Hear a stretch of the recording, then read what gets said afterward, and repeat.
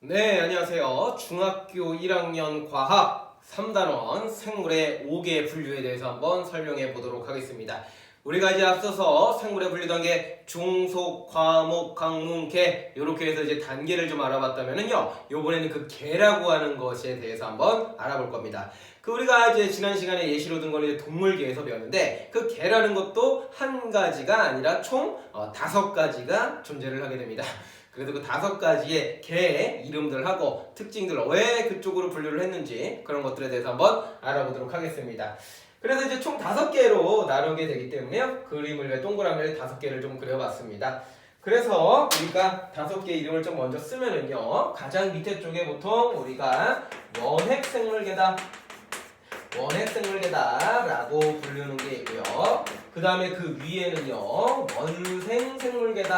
원생생물계라고 이제 부르는 분류 단계가 있고요. 그 다음에 이제 보통 이쪽에다가는 이제 식물계, 식물은 좀 들어보셨죠? 식물들. 그 다음에 맨 오른쪽에는 우리가 이제 보통 동물계, 동물도 많이 들어보셨죠? 앞서서도 예시로 했고. 그 다음에 이제 이쪽에는 이제 균계라는 게 있습니다. 그래서 원핵생물계, 원생생물계, 식물계, 균계, 동물계 이렇게 해서 총 5가지 계가 있습니다.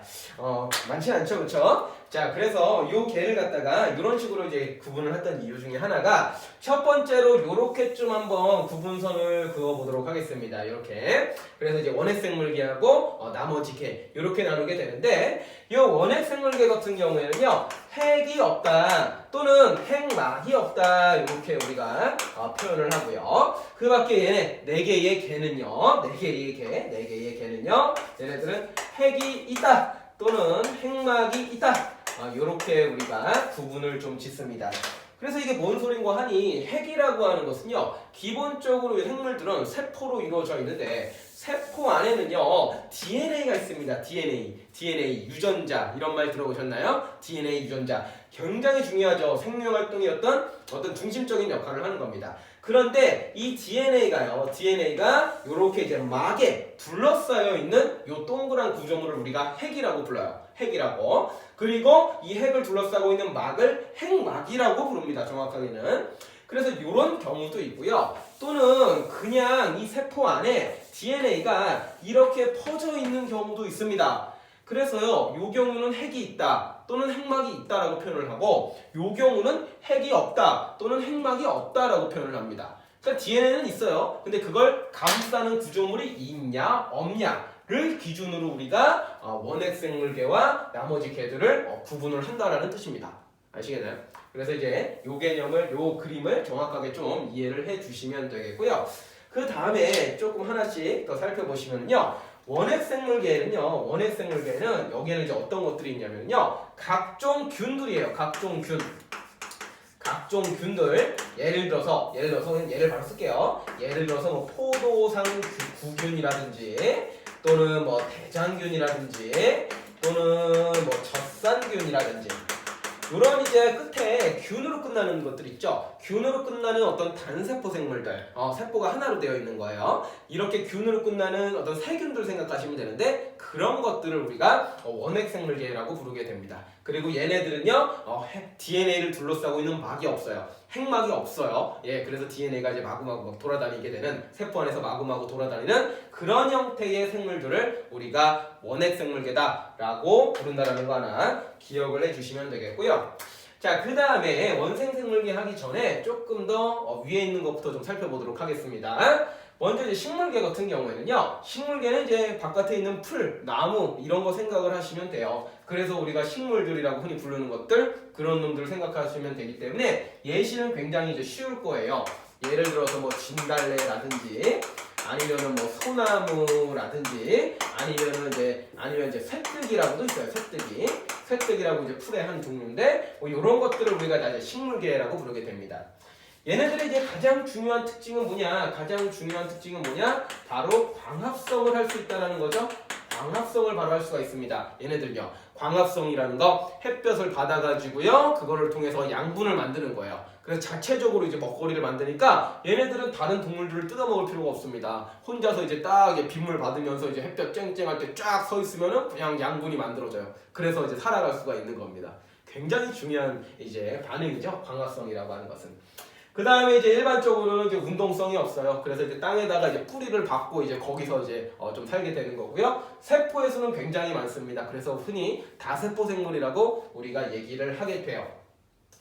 자, 그 다음에 좀 넘어와서 동물계를 좀 얘기를 해보도록 하겠습니다. 동물계라고 하는 것은 이제 동물들이에요. 각종 동물들. 그래서 이제 뭐 사람도 여기에 포함이 되겠고요. 그 다음에 뭐 개나 고양이도 포함이 되겠고요. 그 다음에 각종 곤충류. 얘네들도 동물입니다. 이제 곤충은 이제 뭐 개미, 뭐 이런 거, 무당벌레 이런 것들은 이제 그 좀 뭐 동물이 아니다라는 친구들이 좀 있는 것 같은데, 곤충들도 뭐 거미, 뭐 개미, 뭐 이런 것들 다 그 동물이에요. 동물 아시겠나요? 얘네들도 다 동물입니다. 그렇게 좀 범주화를 좀 잘 해주시면 되고요. 이 동물들은요, 광합성을 못해요. 광합성을 못해요. 우리 인간들을 생각하시면 되는데, 인간들이 물 먹고 이산화탄소 흡수한 다음에 햇볕 쨍쨍 쬐다고 해서 양분이 생성되지 않습니다. 그래서 우리는 대신 광합성을 못하기 때문에 대신 이제 식물계에 있는 놈들을 먹어야 돼요. 그렇죠? 그래서 우리가 이제 쌀을 먹잖아요. 그렇죠? 또는 다른 동물들을 먹습니다. 그래서 이제 다른 이제 외부에서부터 식량을 찾아서 섭취를 해줘야지만 우리는 살아갈 수가 있어요. 그렇기 때문에 뭐가 또 발달되어 있습니까? 운동성이 발달이 많이 되어 있어요. 운동성이 발달되어 있어요. 운동성. 우리는 이제 움직여갖고 이제 가서 이제 잡아먹는 거예요. 그런 식으로 생각하시면 되겠고요. 동물계 역시 세포수가 많아요, 보통. 그래서 이제 다세포 생물이다라고 하시면 돼요. 우리 인간도 세포가 굉장히 많습니다. 자, 그 다음에 여기에 중간에 낑긴 것 좀 설명해 볼 텐데, 우리가 이제 균계라고 부르는 게 있습니다. 균계. 요게 이제 이름 때문에 헷갈릴 수가 있어요. 어떤 세균 뭐 이런 거 생각할 수 있는데, 이거는 이제 균 그런 거 생각하면 안 되고요. 몸이 이제 균사로 되어 있다라는 표현을 쓰게 됩니다. 예를 들어서요, 각종 버섯류들이라든지요, 아니면은 곰팡이, 이런 것들을 우리가 이제 균계라고 부르는데, 하나만 더 적어볼까요? 막걸리 같은 거 발효시킬 때 쓰이는 효모, 이런 것들을 우리가 균계라고 부르게 되는데, 몸이 이제 균사라고 하는 약간 이제 실처럼 생긴 구조물로 되어 있어요. 그래서 얘네들을 우리가 균계라고 부르게 되고요. 그 다음에 얘네들은 광합성을 얘네도 역시나 못합니다. 광합성을 못해요. 그렇기 때문에 얘네들도 양분을 밖에서부터 얻어야 됩니다. 그리고 어차피 광합성을 할 필요가 없으니까 버섯 같은 경우는요, 곰팡이도 마찬가지예요. 얘네들도 이제 햇볕 쨍쨍한 데가 아니라 약간 이제 음침한 데, 동굴 밑에, 나무 밑에, 어두운 데서도 생존을 하죠. 그리고 얘는 먹는 방식이 좀 특이한데요. 보통 이제 동물이나 어떤 다른 생물들의 사체, 죽은 것들 있죠. 죽은 것들이 이제 땅에 이제 쓰러지게 되면 이제 썩어요. 그럼 거기서부터 양분을 이렇게 빨아들이게 됩니다. 그래서 이제 버섯 같은 경우나 곰팡이는 이제 생물이 죽어서, 그럼 이제 약간 이제 특수한 분비물을 이제 내뱉습니다. 바깥으로. 그럼 이제 바깥에서 소화를 시킵니다. 그럼 바깥에서 소화된 거를 이제 쭉 빨아들이면서 이제 얘네들은 먹고 사는 거예요. 좀 다르죠? 우리 인간들은 어때요? 바깥에서 먹어요. 먹고 여기 안에서 소화를 시켜. 근데 얘네들은 밖에서 소화를 시키고 흡수하는 거예요. 그 정도 이제 좀 차이점이 있다 정도 알아두시면 되겠고, 균계는 각종 버섯들, 그리고 효모, 이렇게 세 개로 딱 기억을 해주세요. 예시들을. 알았죠?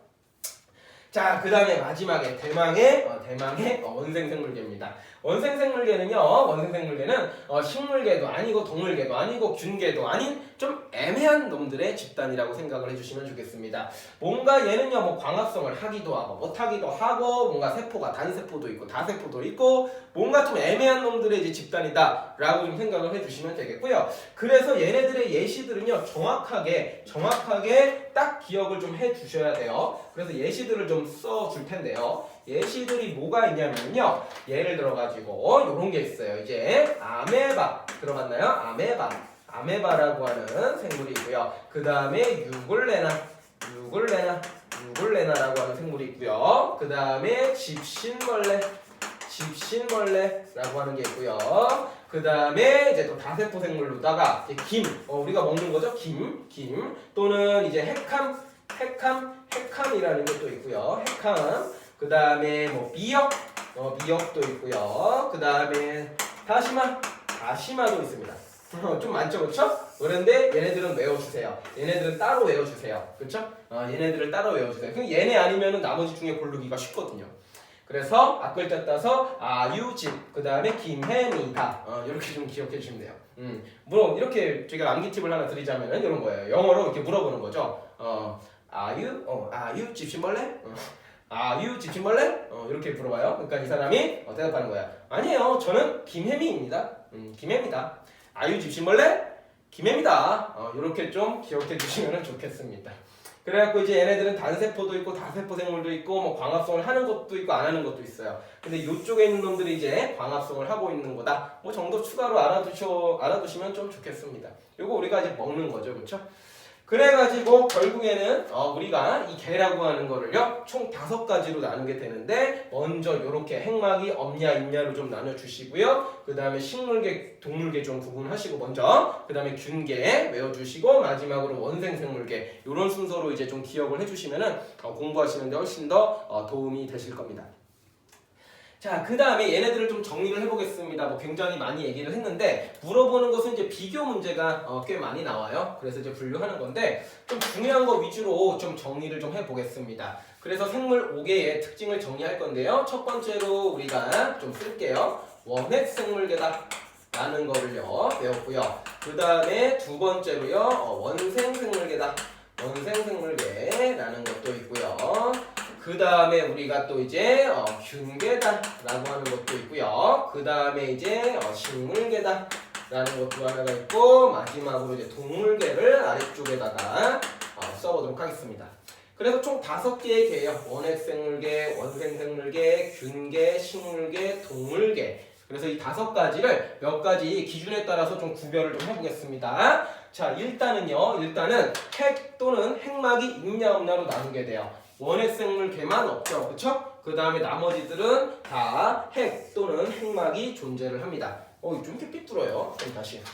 그래서 얘네들은 다 존재를 합니다. 동그라미, 동그라미, 동그라미, 동그라미.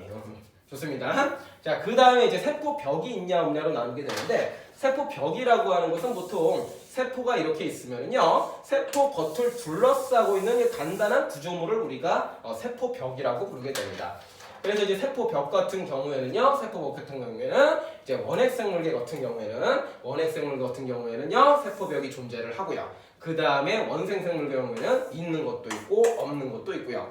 그 다음에 균계는 있고요. 그 다음에 식물계도 있고요. 동물계도 있습니다. 네, 그래서 동물계는 없습니다.